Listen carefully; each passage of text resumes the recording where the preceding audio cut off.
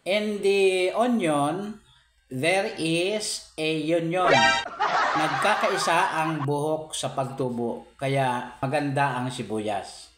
Yung sibuyas, hindi lang pampatubo ng buhok, kundi ito rin ay maganda sa may mga varicose veins o varicositis. Yung mga ugat na lumalaki sa inyong binti. Yan. Pwera lang doon sa ibang ugat. Okay. Ang sibuyas mahusay din para sa memory gap, memory loss, yung mga mahina na ang memorya, yung mga may Alzheimer's. Napakagaling po ng sibuyas kasi ito po ay nakakatulong para maging retentive ang inyong memorya. Maganda rin sa diabetes ang sibuyas. Bakit? Kasi ito ay may natural insulin, na yung insulin hormone na vegetable hormone ay makukuha natin sa sibuyas. Ngayon, doon naman sa mga dinadialysis at bumabagsak ang kanilang sodium, napakaganda rin ang sibuyas. Bakit? Pagka ikaw ay may problema ang kidney at nagbumaba ang iyong sodium, malaking problema yan. Bakit?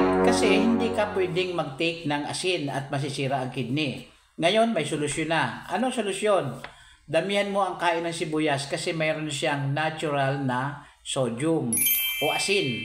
Asin na hindi siya nakakasira ng ating kidney. Okay.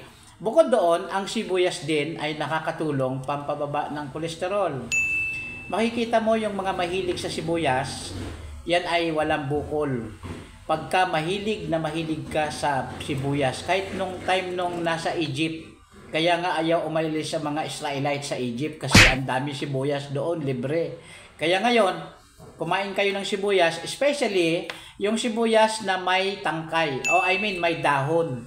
Yung native na sibuyas, yan ang napakaganda.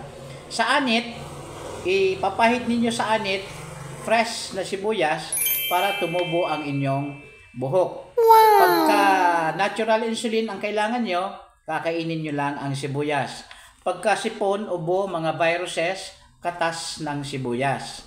Ayan. So, ang sibuyas, napakahusay. Kaya dapat hindi mawala ng sibuyas ang inyong bahay o ang inyong kusina. Mas maganda, pagka ang isang pagkain, iniluto. Pagka luto yan, ibig sabihin yan ay pagkain. Equivalent to food. Lahat ng mga gulay, lahat ng mga spices, pag iniluto yan, equivalent to food. Pero kung medicinal value, kung gusto nyo for medicinal purposes, pag titake ninyo, dapat raw. Ayan. So, may natutunan uli kayo para pa sa iba pang tips, informasyon, solusyon, para sa ikabubuti at ikalulusog ng inyong katawan, ugaliing makinig dito sa POB ni Doc BG. Salamat po.